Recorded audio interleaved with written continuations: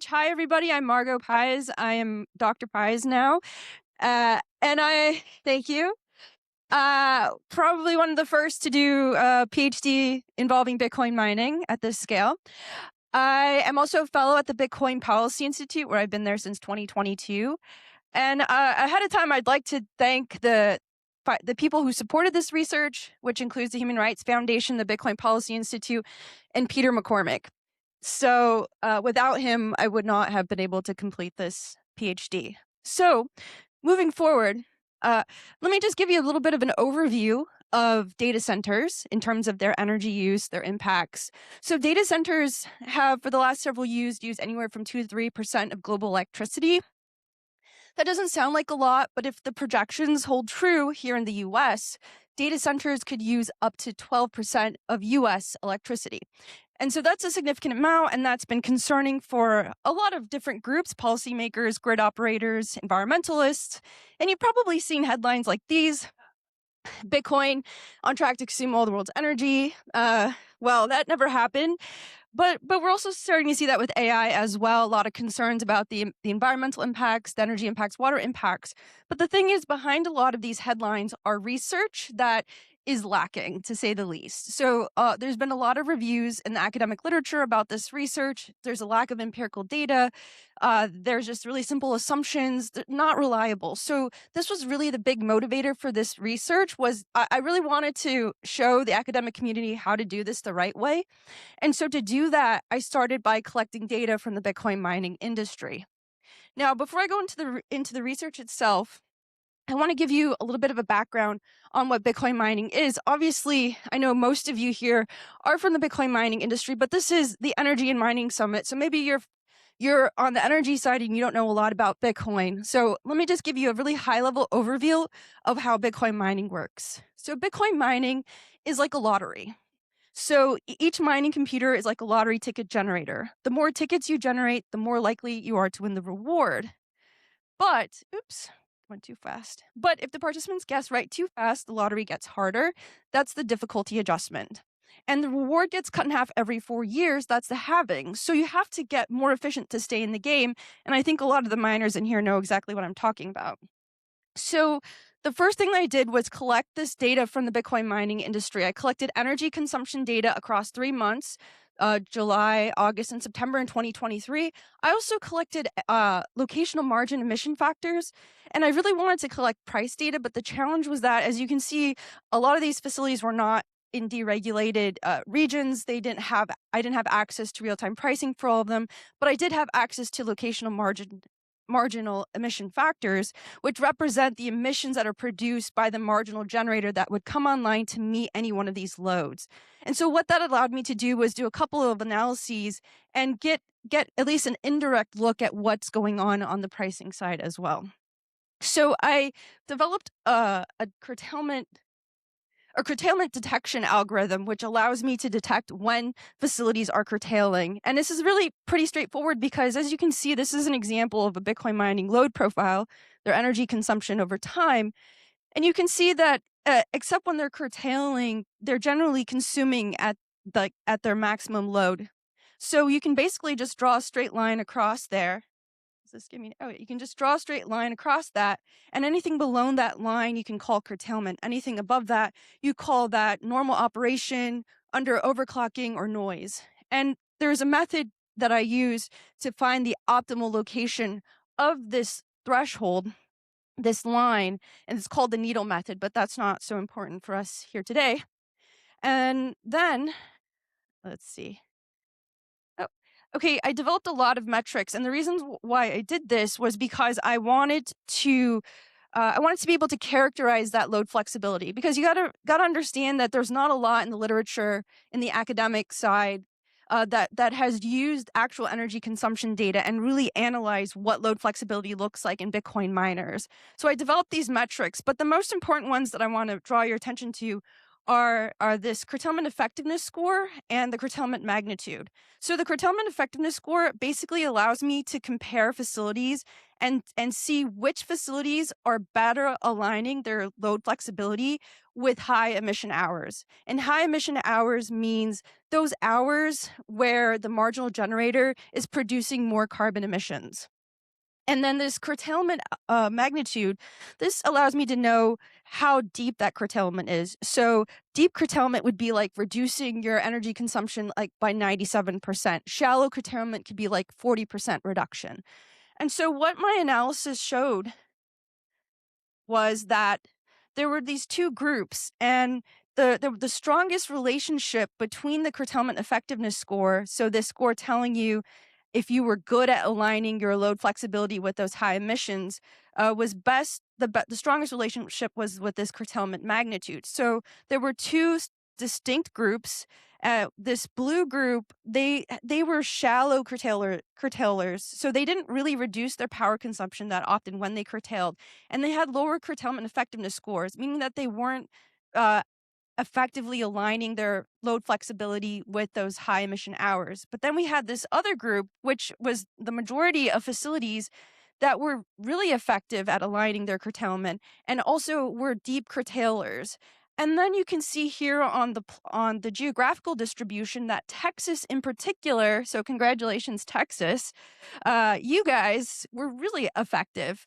All facilities in the study in Texas were very good at aligning their flexibility with those high emission hours. Whereas a place like Georgia, you see this heterogeneity. You see that some of the facilities were effective and others weren't.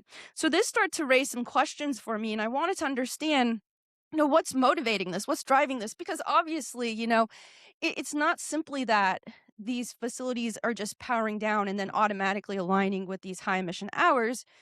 And it's also not true. Let's see, there we go. It's also not true that these facilities are actively thinking about reducing emissions, right? Because I said earlier, Bitcoin mining is a lottery. So the goal is to win the lottery and it's a monetary reward. So then what I did was I looked at the facilities in Georgia and I picked two of them in particular because they were exact opposites. And so facility 10, you can really see, this is the energy consumption data in blue. You see that they're basically not curtailing at all. They're pretty much acting like a traditional traditional data center, whereas facility 18, they're really reducing their power consumption and curtailing very often. And it turns out that when you look at the data, they were curtailing between the hours of 2 p.m. and 9 p.m. And then you look at the emission factors. So this is looking at the marginal generator on the grid at these times. And this correlation, which basically asks, is there a relationship between their energy and the locational margin emission factors? And you'll see there really is no relationship here for facility 10, but there is a moderate inverse correlation for facility 18, which just basically means that there seems to be some pattern where when they're reducing their energy, the marginal emission generator tends to be more fossil fuel, more carbon intensive. So that's interesting, but what's going on? What's the market dynamics like for them? So first of all, what we know, or what I know about these facilities, facility 18 in particular, they had an agreement with their grid operator to only operate during off-peak hours. So there was a market incentive for them to power off. And facility 10, on the other hand, very likely was on a fixed price contract and was on a region of Georgia where they didn't have those demand response programs, didn't have those market incentives, wasn't exposed to real-time pricing. And you can really see the effects that has on the emission factors, on the emissions. So facility 18, even though it was the smallest facility in the data set, avoided over almost 2,000 tons of CO2, whereas facility 10, it was the largest facility in the data set, only avoided 262.17 tons of CO2. So you see a huge difference. You see the effects of this load flexibility, and we're starting to indirectly see the effects of the price dynamics. And then going back to talking about Texas, remember that those facilities, all of them were very effective at aligning their load flexibility with those high emission hours. And when you look at the makeup of Texas, right, it's a deregulated grid. There's tons of demand response programs, lots of opportunities there to participate and reduce emissions. It's incentivized. Also, even if you have a fixed price contract, there is an incentive where you could sell that power back during these high power price events and power down. So there's a lot of incentive there to be flexible. And so in that price is the signal that is motivating the facilities to actually do something beneficial for the grid, not just reduce emissions, but also to make it a more reliable grid environment. So I think, for the grid operators, the key takeaway from this is that, look, you have a wide range of load flexibility available from these data centers. And so there's an opportunity to optimize them. And to do that, you can do it through the pricing structures, how you structure the markets. And for the facility operators, I think the important takeaway is that, look, you guys are operating under the same economic constraints. You're operating under the same hash price, and yet you're all behaving very differently. Some are much more flexible, extremely price responsive, and others aren't. And yet, each of these companies, each of these facilities is presumably profitable, or else they wouldn't be operating. And so that starts to ask questions about, well, what is the operational efficiency of your setup? Are you running the most efficient operation, and how can you improve that? And I think that's what's coming out of, that's the signal coming out of this study, is that maybe you need to look more at your curtailment strategies. So building on this, I developed this an indicator, a metric. So remember, I talked about that threshold, and I said you could just draw a line. So you can actually use that threshold to predict the behavior of these facilities. And I developed something for grid operators that would allow them to identify the poorest performers, those that aren't being super flexible, that aren't really reducing emissions for the grid. And so what this is just showing is that in the orange dots in these groups, these are the poor performers. So these are the facilities that weren't being very flexible. And you can see that all the dots, each dot represents a facility, that they're clustered very close together. So their behaviors tend to be very similar across the study window. And so that means that potentially, if a grid operator was interested in understanding the load flexibility on their grid, they could potentially identify these poor performers and make changes around these types of facilities. Okay, so if I can click.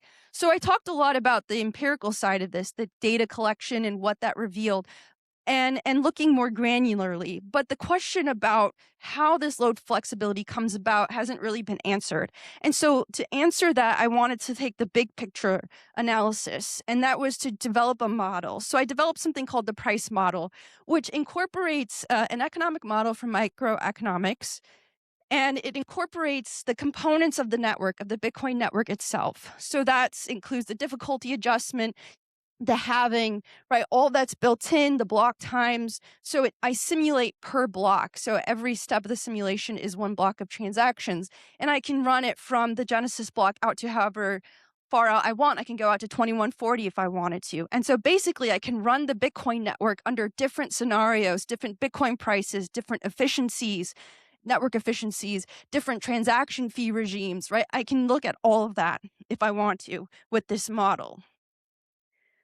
So what I did, I'll try to give you a high level, since a lot of you probably know how the Bitcoin network works. But right, there's the target, and that's, Bitcoin miners are trying to find a number below that target in order to win the block reward. And so it turns out that, since I said it was a lottery, lotteries are governed by probabilities. You can actually use a probability to then derive the revenue for Bitcoin miners. And so that's basically the hash price. And so what I did was put the hash price in terms of dollars per megawatt hour using the probability. So you probably didn't know this, but the hash price actually derives from this fundamental probability of finding a winning hash. So then what I did was, this is the economic model. I'm acting on the block times itself. So I'm basically saying, if a miner is profitable, the block times should be faster than 10 minutes. And if the miners are not profitable on the network, then the block time should be longer than 10 minutes. And so what this does is it takes the economics of Bitcoin mining and translates it into something that the network can understand, the simulated network can understand, which allows the difficulty adjustment to do its thing. And then what I also did, if I can get to the next slide. There we go. What I also did was I included the machines. So I have an inventory of machines that goes up to January 2026 in this modeling. And I find a basket of profitable machines by calculating the machines that are profitable and that have also been released within the last 5 years. So I can do this at every block. And I weight the machines by a certain factor, which then says like newer machines have a greater influence on the network efficiency than older machines. And so this gives me an estimate of what the network efficiency is. And this is just showing how the model performed. And basically, you can see that after 2016, it's pretty effective. You see that basically I'm trying to calculate the error here of my simulated hash rate to the actual historical hash rate. And you see it starts to get much closer to 1. You see this deviation here because of the China ban in 2021. And the reason why that deviation occurs is because the model is purely economic. It's assuming a purely competitive market and doesn't take into consideration those political exogenous effects on the network. So that wouldn't be captured. And that makes sense. So you kind of can see what the trajectory of the hash rate could have been if that had not happened. And overall, the model performed pretty well on reproducing the historical data. And then I started doing forecasting, which means I tried to predict out into the future what the network behavior would be. So these are the effects on the hash rate growth. And so what I did was under 2 regimes, I froze the efficiency at the last profitable set of machines. So those would have been machines released in 2026.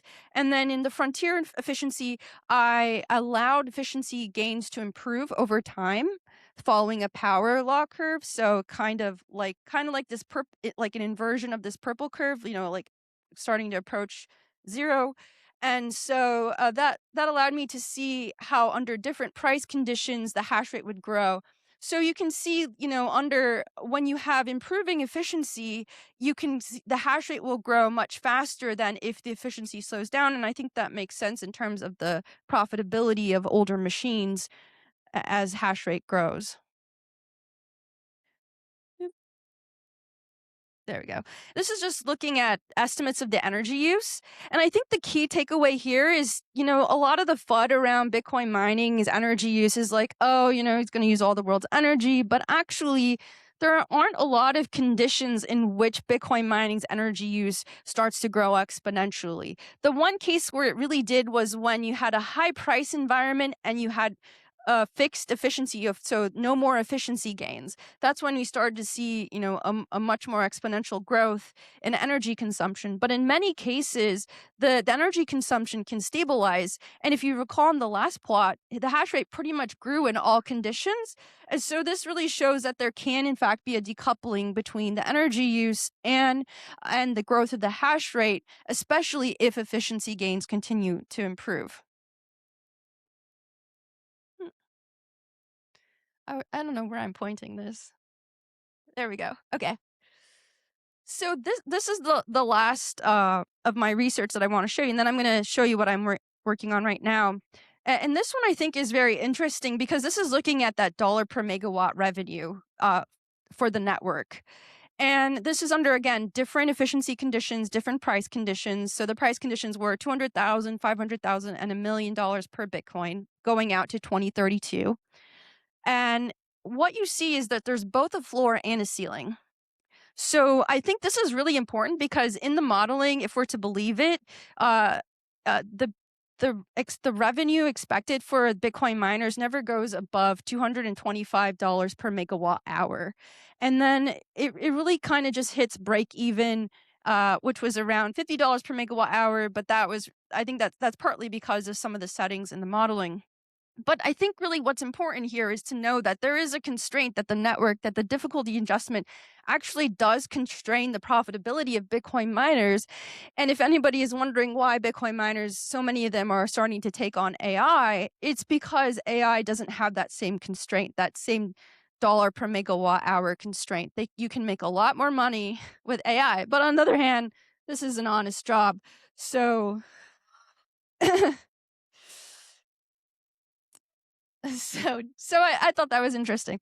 Okay, here now, this is what I've been working on. So I wanted to, I've been trying to experiment a little bit with my research and say like, how can I translate this into something that's practical?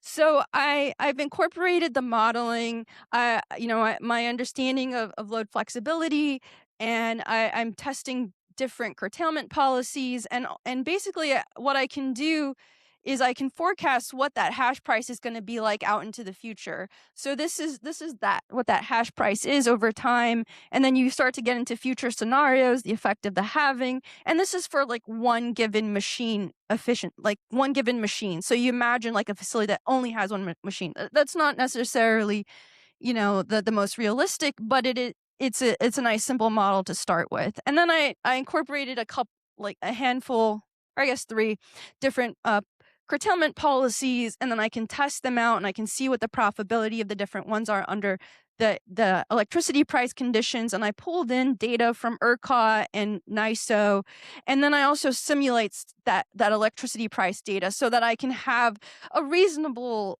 environment to test this within. And so this starts to give you some insight into what, a facility that maybe you're planning, what it would look like under future conditions. And this is cut off, but it also simulates what your curtailment would look like. So you can see, especially going out into the halving, that curtailment starts to increase because obviously these machines are not as profitable out into the future. And so that's what I've been working on, and that's kind of the end of my talk. And there's a little bit of time for questions, and just want to let you know that I'm done being a student, so I would love to work with you guys. So if anybody, is interested in come talk with me, I'm interested in knowing what you're doing and connecting. So thank you very much.